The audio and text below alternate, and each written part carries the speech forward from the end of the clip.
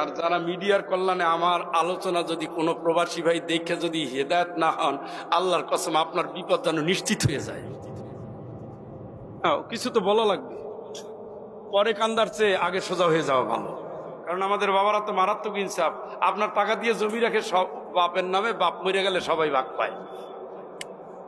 বাংলাদেশের বাবারা 90% স্বার্থপর। মরুর মুখে বেলা পয়সা যাইতেছে, এক গ্লাস পানি খাবে না, 1 রিয়াল। কি করবে? টাকাটা পাঠাই লিজ না খাইয়া। আপনি জমি রাখলে ওই ছেলের নামেই রাখতে হবে। আপনি এখন 7 ভাইয়ের নামে রাখতেছেন যে ফাইজলামি পাইছেন মিয়া। দাঁড়ি রাখছে বেটা, কপালে দাগ পড়ে গেছে বেটা, ইনসাফ নাই। মিয়া আপনার নামে জমি রাখেন কেন? আপনার একটা ছেলে আফ্রিকার জঙ্গলে পড়ে রয়েছে, এই বেটা মশার কামড় খাইয়া ডাকাতে কতগুলো আফ্রিকায় যারা থাকে বেশিরভাগ ডাকাতের ভয় থাকে। কথা কয় না কে? এত রক্তবাণী করে হিমশীতল রক্ত নিয়ে আপনার জন্য টাকা পাঠাইছে, কইছেন জমি আছে, পাশের জমিটা না রাখলে হয় না বাবা, তুমি তাড়াতাড়ি টাকা পাঠাও। ওই ছেলে টাকা পাঠাইছে, ওই টাকায় অন্য কারো একটা অংশ নাই। আপনি আপনার নামে জমি রাখছেন, আপনি যেই দিন থাকবে না আপনার 6 ছেলে মেয়ে ওই জমির ভাগী হবে। কেন কেন হবে? ওটা একজনের টাকা, একজনের জন্য বাজেট। আল্লাহর কসম, ইন্নাল্লাহ ইয়ামুরু বিল আদল। আল্লাহ বলছে সবার আগে তুমি ইনসাফ করো, ইনসাফ করো, ইনসাফ করো। আপনি তো বেইনসাফি বাবা। ছেলেরে পাঠাইয়ে খালি ফিরিস্তি দেয়, বোনের ফ্রিজ লাগবে, ওইটার পরীক্ষার ফি লাগবে, তোর মা খালি কাশে, ডাক্তার দেখান লাগবে, রোগ মোটে ছাড়ে না।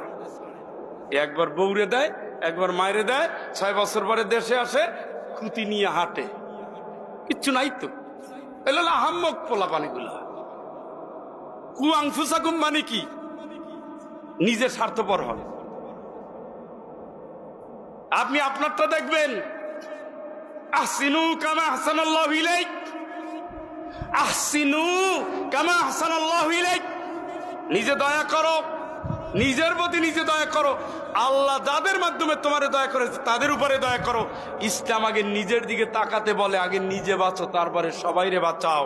আপনার বাপ মা হক তারে দিবেন, ভাই বোন হক তারে দিবেন, আপনার স্ত্রী আপনার অধিকার তারে দিবেন।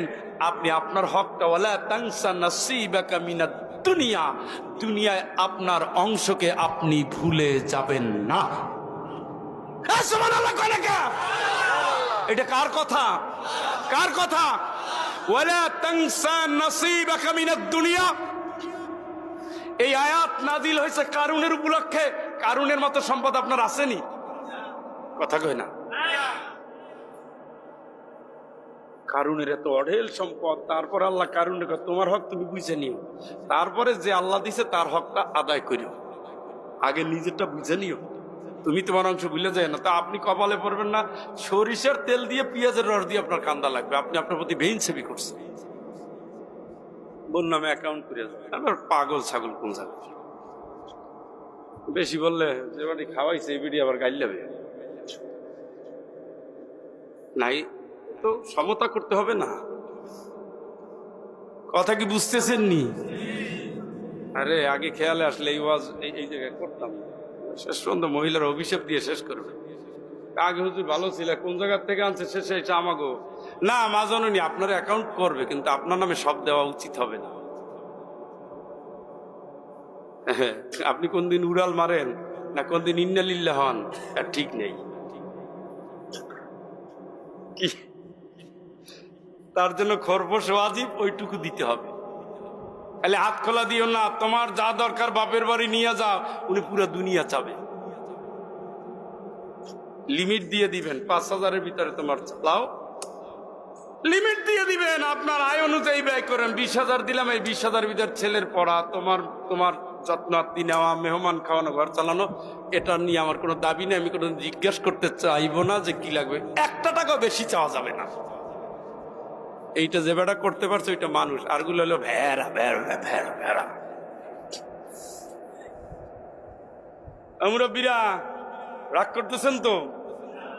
বলাই টাকা পয়সা দিতে জাত মারিয়া গেলেন না? বলছি বাপ মায়েরও দিবা, তবে অতিরিক্ত না। আর বাপ যদি খালি ভাইয়ের কথা বলে, বোনের কথা বলে, ওই টাকা বন্ধ করে দিবেন।